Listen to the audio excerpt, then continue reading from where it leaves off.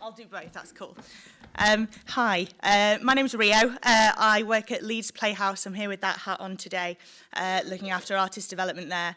But I'm also going to speak a little bit with, I do some work with Storyhouse in Chester on their equality and diversity and access and inclusion, and the title changes a lot. So I'm approaching this really twofold, kind of firstly at the coalface, and then secondly also a little bit kind of hands-off strategically. And this is going to be a real word vomit thought. Like basically I just have loads of questions that I wanted to put to the room. What I'm going to talk about is positive discrimination and how we have that conversation better. There are lots of people that we need to be having that conversation with, the artists we engage with, our audiences, our funders, the press. Okay, I'll just keep talking. Did anybody see the question time with Lawrence Fox? Where, for anybody who didn't, Lawrence Fox said something, and somebody in the audience called him out for having white privilege, and he kicked off online afterwards.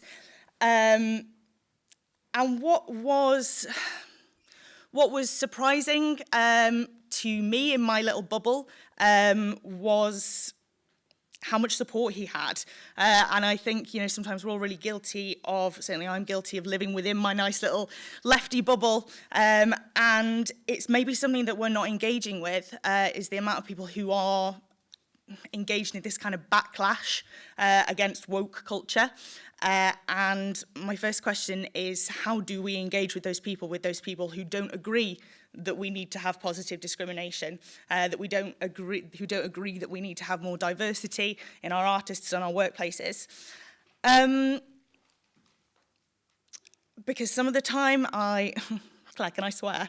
No, I want to tell them to fuck off. I think, if you don't want to be here and kind of come with generosity of spirit, then this isn't for you.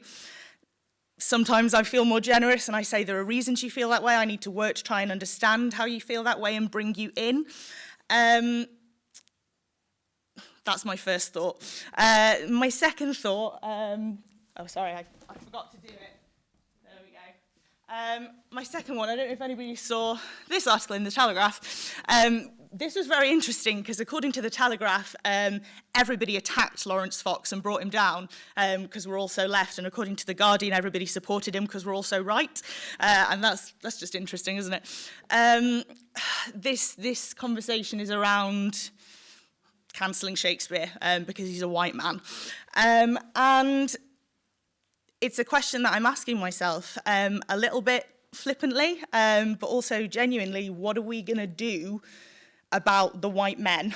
And I ask that from a position of, again, sometimes I think, guys, you've had your time, you've had the last however many 100 years. Then I look at these studies that are coming out that say working class white males are the least engaged group in high schools, the ones that are, struggling the most academically. It's a question I don't know. I don't know how we balance that responsibility and that care towards that group with our responsibility and our care to others. And it's a sad fact. I often feel, I don't know how you feel, we have very limited resources. We have limited time. Like, obviously, we would support everyone if we could, everyone who we feel, has something to say, something interesting. We can't do that. I find myself every day having to make choices about who I'm going to support, what project I'm going to support. Diversity is hugely important to me. I think it's hugely important to the quality of art that we are outputting.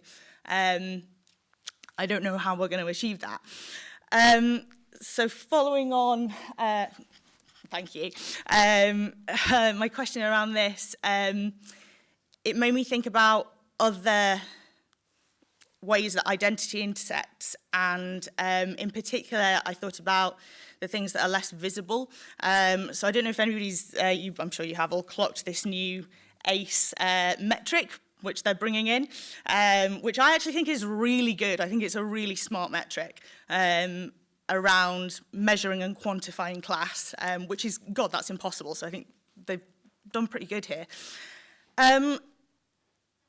I tried setting up a scheme where we had quotas. We're going to have 20% of the faces on our stage are going to be non-white, 15% of the performers on our stage are going to have a disability, so on and so forth. And that very quickly felt impossible, because what it became apparent was we were really prioritizing visible diversity over other kinds, which A, fails to recognize any kind of intersectionality, fails to recognize the double barriers that people might face. You know, a black woman from a working class background is going to have a very different experience to a black woman whose dad runs the BBC.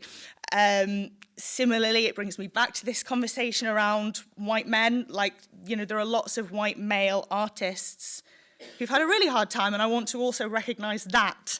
How do I put those things together? I don't know. And I think I think we're at a time that's quite interesting when the industry is starting to recognize, you know, these, and I think that's great, and we're really pushing towards diversity.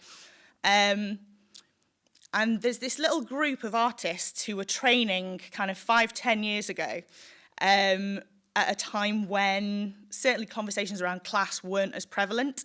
And I can think of multiple actors who went to drama school, 5-10 years ago, and had their working class accents absolutely drilled out of them, because you're not going to get a job that way. Now they're going for auditions. They've been constantly put up for public, school, very posh Sherlock Holmes type parts. They feel artistically unfulfilled. They feel like their identity has been taken from them. They're also very aware that the particular example I'm thinking of, very aware he's a white guy. He's got a huge amount of privilege in that situation. What does he do? Like, how does he explain that in the room? How do I ask him questions that make him feel he can explain that in the room? I know people who've made careers in the arts, and I'm sure you guys also know loads of these people who have had, there are aspects of their life in which they have not been privileged, who have learned to cover that up and to present in a particular way, because for a long time that's what the industry has demanded. And now we're on this cusp of starting to get better, and I'm hopeful, and I think we are starting to get better.